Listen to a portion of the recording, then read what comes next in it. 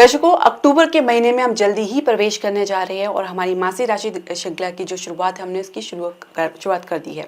हमने अब तक आपको 2 राशियों के बारे में बता चुके हैं अलग अलग वीडियो में पूरे विश्लेषण के साथ। तो यदि आपका कोई मिस हो गया तो आप प्लेलिस्ट में देख सकते हैं। आज के इस मासिक राशि फलादेश की श्रृंखला में हम चर्चा करने वाले हैं हमारी तीसरी राशि मिथुन राशि के बारे में। यानी मिथुन राशि के जातकों के लिए अक्टूबर का महीना कैसे रहेगा, जो भी ग्रह गोचर की स्थिति बनेगी उसका क्या परिणाम आपको अपने जीवन में देखने को मिलेगा, हम पूरे विस्तार से समझेंगे। साथ में कुछ ज्योतिषीय प्रमाणिक उपाय, तो वीडियो के अंत तक जरूर बने रहें। हरे कृष्ण दर्शकों, वैदिक एस्ट्रो केंद्र में आपका स्वागत है। मैं ज्योतिष आचार्य पूजा। तो जैसे मैं बता रही थी कि कई बार हमको ग्रहों की एनर्जी उसकी ट्रांजिट यानी उसके गोचर से समझनी पड़ती है, उसी के अनुसार हम अपने जो है कार्यक्रम को निर्धारित करते हैं। क्योंकि कई बार ऐसा होता है कि हम अपनी कुंडली के अनुसार से ऐसे ग्रहों की दशा से गुजर रहे होते हैं जो गोचर में भी समानांतर जो है परिवर्तन के साथ चलते हैं, जहाँ पे कुछ कई बार रिजल्ट बहुत ज़्यादा नकारात्मक होते हैं, जिसकी वजह से काफ़ी समस्या देखनी पड़ती है, काफ़ी नुकसान उठाना पड़ता है। तो ऐसे में यदि आप पहले से तैयारी करके चलेंगे और उपाय करके चलेंगे तो काफ़ी हद तक आप अपने आप को बचा सकते हैं। क्योंकि इन ग्रह गोचरों का असर निश्चित तौर से आपको अपने स्वास्थ्य में देखने को पड़ता है। जो भी उतार चढ़ाव से आप गुजरते हैं उसको आप अगर अच्छे से समझेंगे तो आप पहले से तैयारी करके रखेंगे। तो जो हम आपको बताने चाह रहे हैं कि आपके स्वास्थ्य में किस प्रकार का प्रभाव आपको देखने को मिलेगा। इसके अलावा शिक्षा और करियर के लिए किस प्रकार के उतार चढ़ाव से गुजर सकते हैं, तो ये स्टूडेंट के लिए, विद्यार्थी के लिए भी बहुत जरूरी है इसको समझना। इसके अलावा कार्य क्षेत्र की यदि हम बात करें तो कार्य क्षेत्र में किस प्रकार का माहौल रहेगा, क्या कुछ ग्रोथ के प्रमोशन के चांसेस बनेंगे, उसे हमें समझना बहुत जरूरी है। इसके अलावा आप नई जॉब के लिए प्रयास करें तो उसके लिए भी किस प्रकार का माहौल आपको देखने को मिलेगा। साथ ही आपके व्यवसाय बिजनेस के लिए किस प्रकार की गति आपको देखने को मिल सकती है, कुछ निवेश के अवसर मिलेंगे, इसे हम समझेंगे। प्रेम संबंध, लव रिलेशनशिप के लिए अक्टूबर का महीना कैसे जाने वाला है, किस प्रकार की गतिविधियां, किस प्रकार के आप माहौल को, परिस्थिति को समझेंगे।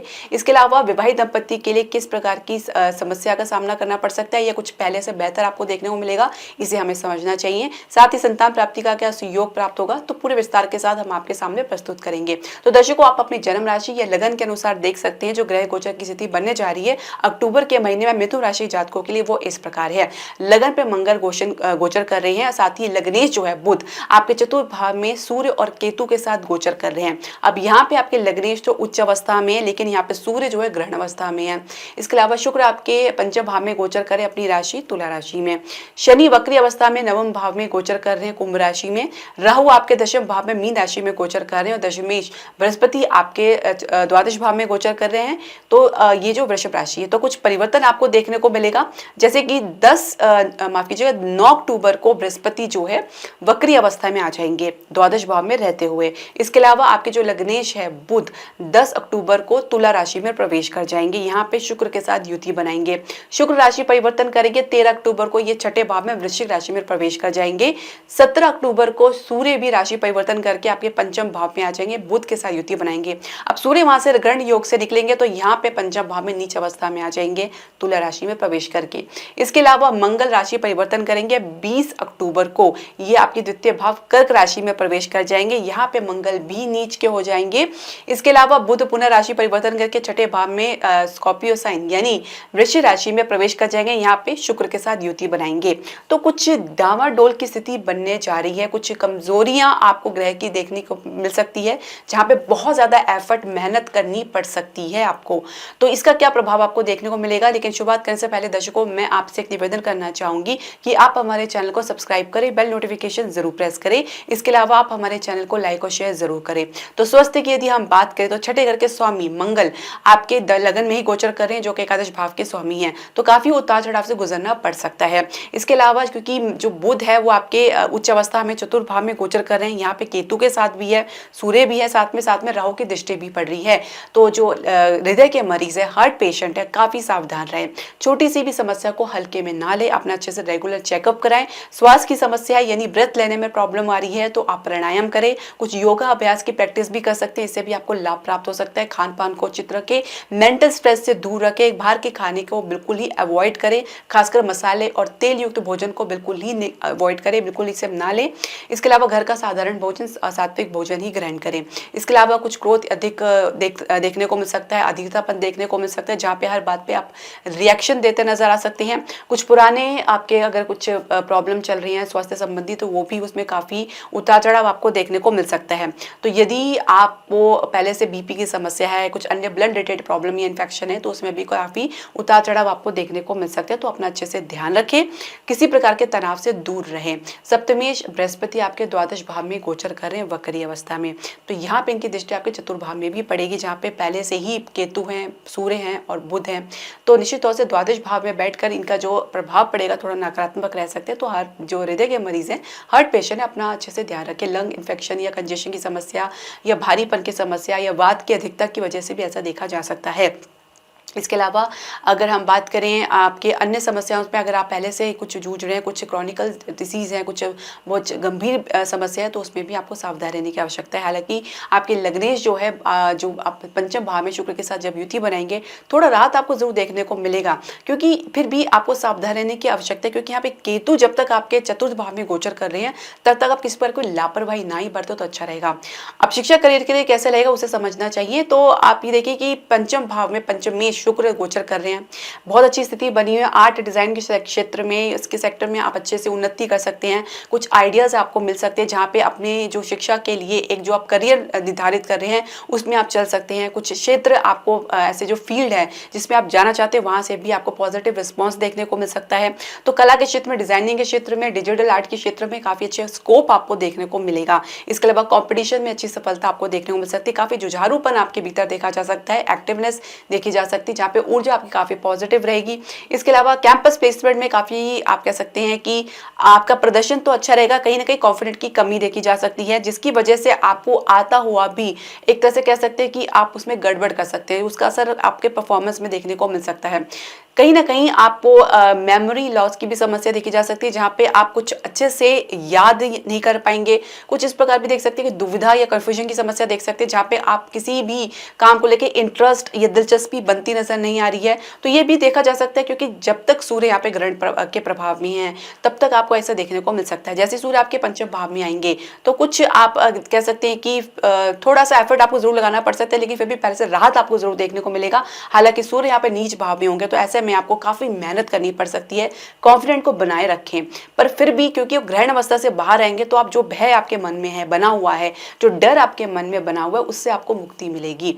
इसके लिए आपको उपाय भी करना चाहिए। इसके अलावा अगर करियर की शुरुआत करने जा रही हैं, तो काफी चैलेंजिंग रह सकता है। बहुत ज्यादा आपकी उम्मीदें रह सकती हैं, अपेक्षाएं रह सकती हैं, परिस्थिति आपके थोड़ी विपरीत रह सकती है। कहीं से आपको सपोर्ट तो देखने को नहीं मिल पाएगा, खासकर कलीग से या अधिकारी से। कहीं ना कहीं आपको कह सकते हैं कि मिसअंडरस्टैंडिंग, तनाव या कुछ इस प्रकार की समस्या देखी जा सकती है, जहाँ पे खुद को आप सहज महसूस नहीं कर पाएंगे। समय लगेगा आपको एडजस्टमेंट करने का। आप इतनी जल्दी अधीरता ना होए, ना अपना धैर्य खोए। समय दे अपने आप को, अपने आसपास के माहौल को इतनी जल्दी डिसाइड ना करें, क्योंकि जैसे ही समय परिवर्तित होगा, कम से कम आप 1-1.5 महीना लेकर चलें, तब आपको पता लगेगा कि आपकी वास्तविक स्थिति क्या है। तो आपको काफी ग्राउंडेड रहने की आवश्यकता है। अति आत्मविश्वासी ना हो तो बेहतर है, या तो बिल्कुल ही अंडर कॉन्फिडेंट रहेंगे या ओवर कॉन्फिडेंट रहेंगे। ये दोनों ही स्थिति आपके लिए नकारात्मक रह सकती है। तो थोड़ा शुरुआत में आपको चैलेंजिंग रह सकता है, धीरे धीरे आप अपने आप को एडजस्ट कर पाएंगे, समर्थ महसूस करेंगे, सहज महसूस करेंगे। तब तक धैर्य बनाए रखें। कार्य क्षेत्र का माहौल कैसे रहेगा हम समझते हैं। तो दशमेश बृहस्पति आपके द्वादश भाव में गोचर करें और बाद में वक्री अवस्था में आ जाएंगे 9 अक्टूबर को। तो थोड़ा सा आपके काम को लेकर थोड़ा कह सकते हैं कि ढीलापन देखा जा सकता है। नुकसान की भी प्रबल संभावना बनी हुई है। कुछ निर्णय आपके गलत साबित हो सकते हैं, कुछ काम आपका अटक सकता है, कुछ अवरोध आपको देखने को मिल सकता है। तो इस प्रकार की समस्या देखने को मिल सकती है। प्रमोशन के लिए, ग्रोथ के लिए प्रयास करें तो वक्री जो शनि आपके 9वें भाव में बैठ के एकादश भाव में दृष्टि डाल रहे हैं, और एकादश जो है मंगल आपके लगन में भाव में बैठे हैं। स्थिति आपके लिए थोड़ी सी कह सकते हैं विलंब लेकर आएगी, लेकिन आपको सफलता जरूर मिलेगी, ये मानकर चलिए।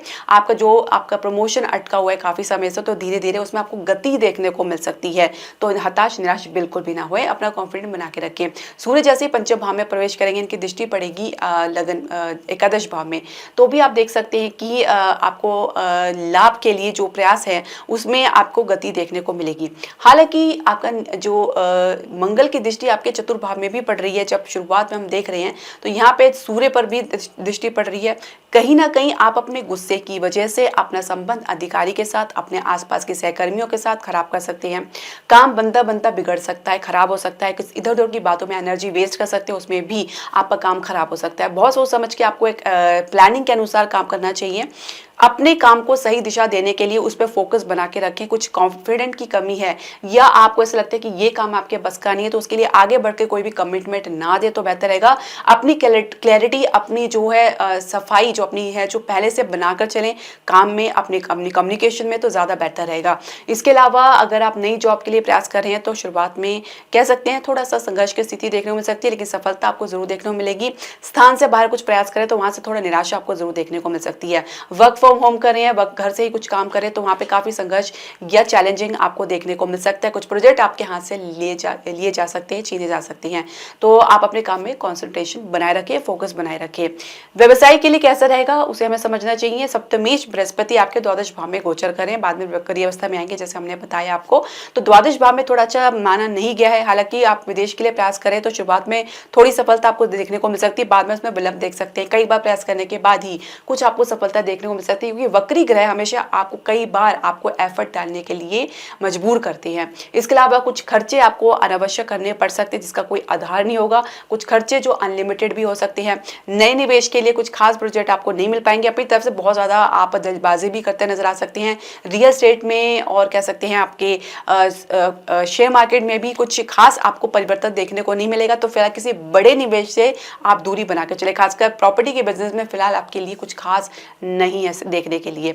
इसके अलावा अन्य क्षेत्र में आपको लाभ जरूर मिल सकते हैं, खासकर अगर आप डिजाइनिंग के सेक्टर में हैं या कुछ ब्यूटी से रिलेटेड प्रोडक्ट में है, लग्जरी आइटम में है, तो कुछ अच्छी आपको लाभ देखने को मिल सकता है। फाइनेंशियल सेक्टर में मजबूती आपको देखने को मिल सकती है। इसके अलावा कुछ अन्य खान पान के जो प्रोडक्ट में अगर आप लगे हैं या उसके व्यवसाय में लगे हैं तो उसमें भी कुछ लाभ आपको देखने को मिल सकता है। देखिए 20 अक्टूबर के बाद जैसे ही मंगल आपके द्वितीय भाव में प्रवेश करेंगे या नीच के हो जाएंगे तो कहीं ना कहीं कुछ अड़चन रुकावट आपको जरूर देखने को मिल सकती है। इसके अलावा कुछ निर्णय लेते समय कुछ आपको सावधानी बरतनी है। हो सके तो किसी सलाह मशवरा ले, कहीं ना कहीं गलत साबित भी हो सकता है। जैसे ही सूर्य आपके पंचम भाव में प्रवेश करेंगे और पंचमी छठे भाव में प्रवेश करेंगे तो कोई लीगल समस्या, कुछ अड़चन आपको देखने को मिल सकती है। सरकारी क्षेत्र से अवरोध आपको देखने को मिल सकता है। कुछ काम लीगल डॉक्यूमेंट्स की पूरी ना होने की वजह से अटक सकता है। तो छोटी छोटी समस्या आपको जरूर बाद में देखने को मिल सकती है। शुरुआत थोड़ा सा आपके फेवर में रहेगी, फिर थोड़ा विपरीत जा सकती है, फिर थोड़ा फेवर में आएगी, तो काफी उतार चढ़ाव फ्लक्चुएशन आपको देखने को मिल सकता है। इसके अलावा यदि हम समझे आपके लव रिलेशनशिप यानी प्रेम संबंध के लिए अक्टूबर का महीना कैसा रहेगा, शुरुआत तो काफ़ी धमाकेदार रहने वाली है। काफ़ी आपको अच्छा पॉजिटिव रिस्पांस आपको आपके पार्टनर से, परिवार से देखने को मिलेगा। हर बात में थोड़ा जल्दबाजी करते नजर आ सकते हैं। शुरुआत की स्थिति आपके पक्ष में रहेगी तो विवाह की चर्चा भी आप अपने पार्टनर से कर सकते हैं या परिवार से कर सकते हैं। तो कह सकते हैं एक प्रकार की आप जल्दबाजी करते नजर आ सकते हैं, जहाँ पे आप परिवार के प्रति आप अपनी जो भी कर्तव्य निष्ठा उसको आप इग्नोर ना करें, उसका पालन करें। किसी प्रकार कोई दबाव या प्रेशर बनाने का प्रयास ना करें तो बेहतर रहेगा। स्थिति आपकी अनुकूल है तो उसको ज्यादा छेड़ने की आवश्यकता नहीं है।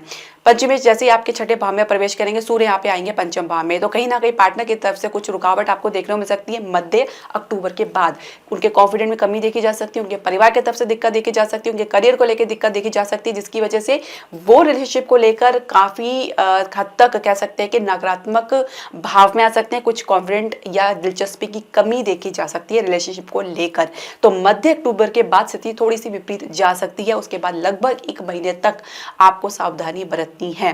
तो शुरुआत में ज्यादा जल्दी आप किसी बात का कोई निर्णय ना लें, ठहर कर ले, क्योंकि उसी के बाद आपको अपने निर्णय पर पछतावा भी हो सकता है। विवाह की चर्चा अगर चल रही है तो शुरुआत में आपको सफलता जरूर देखने को मिल सकती है, लेकिन फिर भी कुछ विलंब लग सकता है। कुछ सफलता मिलेगी लेकिन काफी प्रयास करने के बाद। विवाहित दंपत्ति के लिए कैसे रहेगा उसे समझना चाहिए। तो सप्तमेश आपके लगन में आपके द्वादश भाव में गोचर करें, जो कि आपका अच्छा स्थान नहीं माना गया, त्रिक भाव माना गया है, नुकसान का भाव माना गया है और खर्चे का भाव माना गया है। तो कहीं ना कहीं कुछ इस बात को लेकर भी आपके और आपके पार्टनर जीवन साथी के बीच में कहासुनी, तनातनी या तनाव देखा जा सकता है, जहां पे किसी बात को लेकर, किसी मुद्दे को लेकर आप लोगों के बीच में एक खिंचाव देखा जा सकता है, जो अननेसेसरली, जो बिना किसी मतलब के आगे बढ़ता नजर आ रहा है। कॉपरेशन की कमी देखी जा सकती है। आपको तुरंत ही ऑन द स्पॉट जवाब चाहिए या कुछ क्लैरिटी चाहिए, जिसके लिए आप समय भी देना नहीं चाहते, तो ये भी एक थोड़ी समस्या देखी जा सकती है। आप लोगों के बीच में धैर्य बना के चले, सहयोग करके चले। कहीं ना कहीं आपको आपकी जीवन साथी की सहयोगिता की जरूरत पड़ सकती है, उन्हें आपकी सहयोगिता की जरूरत पड़ सकती है, आपकी सपोर्ट की जरूरत पड़ सकती है। इस बात को आप नजरअंदाज ना करें तो बेहतर रहेगा।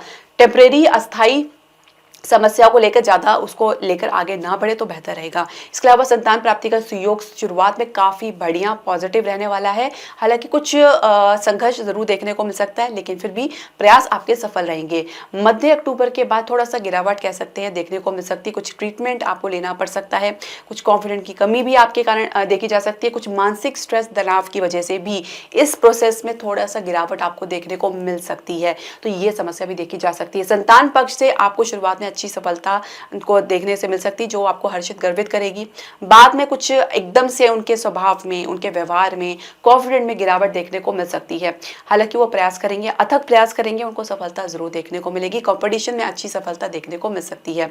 अब बात कर लेते हैं उपायों की। तो उपाय करना बहुत जरूरी है। देखिए, आपको अपने सप्तमेश का उपाय करना चाहिए, क्योंकि अभी द्वादश भाव में गोचर करें। ये आपके करियर के लिए, आपके पर्सनल रिलेशनशिप के लिए, आपके बिजनेस के लिए बहुत जरूरी है। तो आप प्रत्येक बृहस्पतिवार को पीली वस्तु का दान करें। आप मंदिर में जाके पुजारी जो होते हैं, प्रीस्ट होते हैं, पंडित जी होते हैं, उनका पैर छू के आशीर्वाद लें और उनको कुछ अपने यथोचित दान दक्षिणा दे सकते हैं। इसके अलावा प्रत्येक बृहस्पतिवार को आप विष्णु सहस्त्रनाम का पाठ कर सकते हैं। ओम नमो भगवते वासुदेवाय का जाप आप कर सकते हैं, ये बहुत ज़रूरी है। इसके अलावा गाय को आप पीला भोजन या केला खिला सकते हैं, ये भी बहुत अच्छा रहेगा। तो ये छोटे छोटे उपाय आप ज़रूर करें। इसके अलावा आप चाहे तो आप राहु केतु का उपाय भी कर सकते हैं, जो कि चतुर्भाव और आपकी दशम भाव में गोचर कर रहे हैं। यदि आपकी कुंडली में राहु केतु की दशा या दशा चल रही है, या इनसे संबंधित अन्यों की ग्रह की दशा चली, जैसे कि कई अन्य ग्रह की दशा आपकी चल रही है, लेकिन वो अगर राहु केतु के नक्षत्र में है तो राहु केतु ऑटोमेटिकली एक्टिव हो जाएंगे। तो आप राहु केतु का उपाय करें। केतु के लिए आप गली कुत्ते को भोजन खिला सकते हैं, राहु के लिए आप चिड़ियों को दाना खिला सकते हैं। बहुत ज्यादा परेशान करें तो दुर्गा कवच का पाठ आप कर सकते हैं। ओम श्री गणेशाय नमः का 108 बार पाठ आप जरूर करें। ये छोटे छोटे उपाय हैं, आप इसे जरूर करें, श्रद्धा विश्वास के साथ करें। समय के साथ आप इसका चमत्कारिक असर भी देखने को पाएंगे। तो दर्शकों, आपके जो भी प्रश्न, सजेशन या राय है, आप हमारे कमेंट बॉक्स में जरूर डालें। हरे कृष्णा।